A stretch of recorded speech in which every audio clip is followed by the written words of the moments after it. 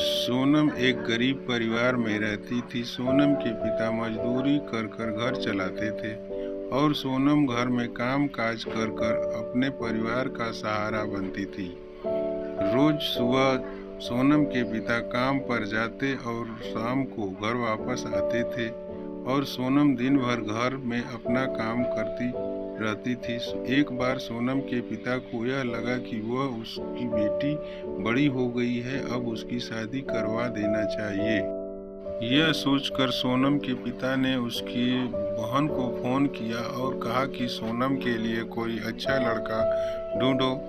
यह सुनकर उसकी बड़ी बहन ने कहा, ठीक है, मैं लड़का देखती हूँ। दिन बीतते गए। एक हफ्ते बाद सोनम के घर वह बड़ी बहन आई। सोनम के पिता से कहा, मैंने सोनम के लिए एक बहुत ही होनहार लड़का देखा है और मैं यह दावे के साथ कह सकती हूँ कि इससे अच्छा लड़का सोनम को नहीं मिल सकता है। वह एक बड़ी कंपनी का मैनेजर पोस्ट पर है।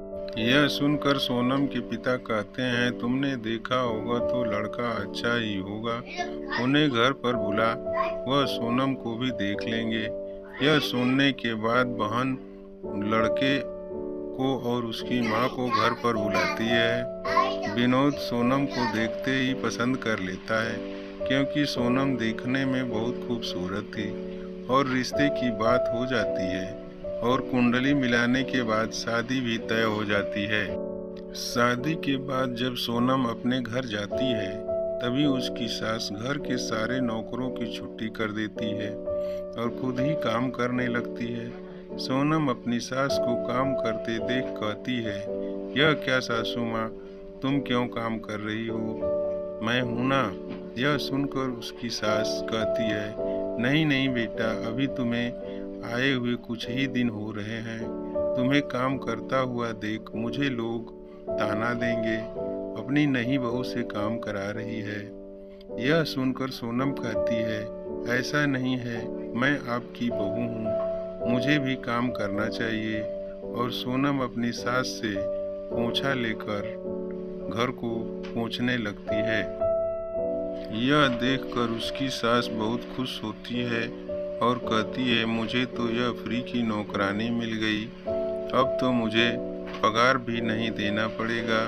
और सोनम बेचारी रोजाना पूरे घर का काम करती है, बर्तन धोती है, कपड़े धोती है और खाना बनाती है और उसकी सास आराम से बैठी रहती है। एक मर्तबा जब सोनम पोंछा लगा रही थी तभी उसका छोटा देवर आ गया और फर्श पर से आने लगा। यह देखकर सोनम ने कहा, अभी रुको, मैंने पोंछा लगाया है, 2 मिनट रुको। यह सुनकर वह रूठ गया और कहा, यह मेरा घर है, मैं जहाँ से चाहूँ आ जा सकता हूँ। यह सुनकर सोनम ने कहा, हाँ, लेकिन मैंने अभी पोंछा लगाया है, तुम्हारे पैरों से यह गंदा हो जाएगा। यह सुनकर उसका देवर अपनी माँ को बुलाया और कहता है, देखो माँ, मुझे यह अपने ही घर में कह रही है कि इधर से आओ, उधर से आओ। यह सुनकर उसकी सास कहती है, सोनम, तुम्हें यह कहने का कोई हक नहीं है। यह सुनकर सोनम कहती है कि माँ जी, यह क्या करें, यहाँ तो हक जितना आपका इस घर पर है उतना ही मेरा इस घर पर हक है, क्योंकि मैं इस घर की बहू हूँ। सोनम का देवर यह सारी बातें मोबाइल में रिकॉर्ड कर लेता है और सोनम के पति के आने के बाद उन्हें सुना देता है। सोनम का पति अपनी माँ से इस तरह बात करते हुए देख सोनम पर बहुत गुस्सा होता है और सोनम को बहुत मारता है और उसे घर से बाहर निकाल देता है। सोनम कहती है, मुझे अभी क्यों निकाल रहे हो, इतनी रात में मुझे घर में रहने दो, मुझे तो अभी यहाँ पता ही नहीं है। यह सुनकर उसकी सास कहती है, जा मर गई कहीं में जाकर, हमें इससे कोई लेना देना नहीं है। और वह सब घर में चले जाते हैं और सोनम बेचारी जंगल के रास्ते से जाती है और वहाँ बैठ जाती है और सोचती है कि मैं अब घर कैसे जाऊंगी। तभी उसे वह बहुत अंधेरा दिखाई देता है और वह कहती है कि आज तो कोई ग्रहण भी नहीं है, फिर भी इतना अंधेरा कैसा है। तभी उसे दो परियों की बातें सुनाई देती हैं।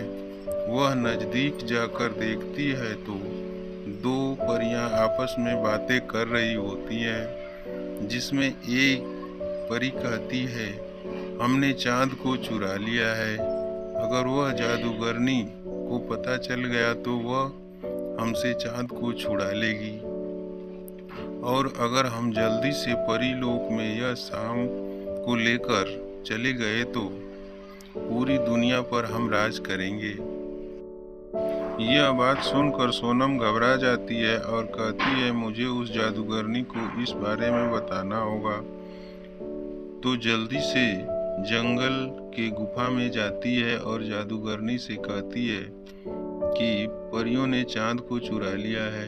यह सुनकर जादूगरनी कहती है, मुझे जिसका डर था वही हो गया, और वह जल्दी से वहां जाती है जहां पर यह बातें कर रही थी।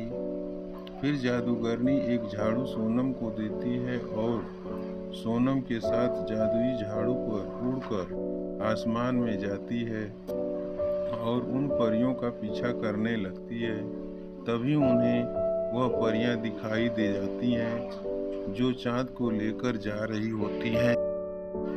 जादुई झाड़ू से जादूगरनी एक जादू निकालती है और दोनों परियों पर फेंकती है।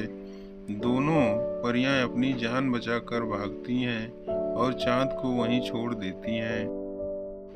फिर सोनम चांद को अपनी जगह पर रख देती है और जमीन पर आ जाती हैं।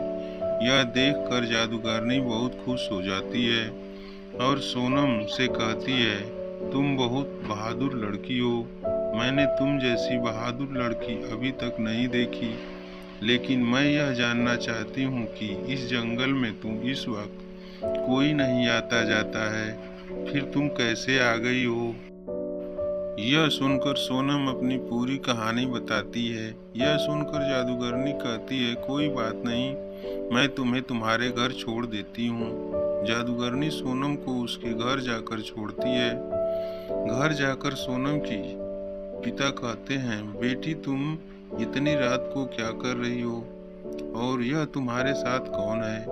तभी सोनम अपने पिता को यह सब बातें बताती है और उसके पिता कहते हैं, अच्छा होगा तुम घर आ गई, मुझे ऐसे लोगों के साथ तुम्हें नहीं देना चाहिए था। यह सुनकर सोनम कहती है, पापा जो हुआ सो हुआ, अब हमें उन सब बातों को भूल जानी चाहिए। फिर जादूगरनी सोनम का घर बहुत ही बड़ा कर देती है और सोनम को बहुत सारे पैसे देती है। इससे सोनम और उसके पिता बहुत ही अमीर हो जाते हैं और आसानी से अपनी ज़िंदगी गुजारने लगते हैं। फिर सोनम का पिता उसे डिवोर्स दिला देते हैं और सोनम की दूसरी शादी करा देते हैं। अब सोनम को बहुत ही अच्छा ससुराल मिला था और सोनम बहुत ही खुशी खुशी अपने ससुराल में रहती है और उसके पिता भी बहुत खुश होते हैं।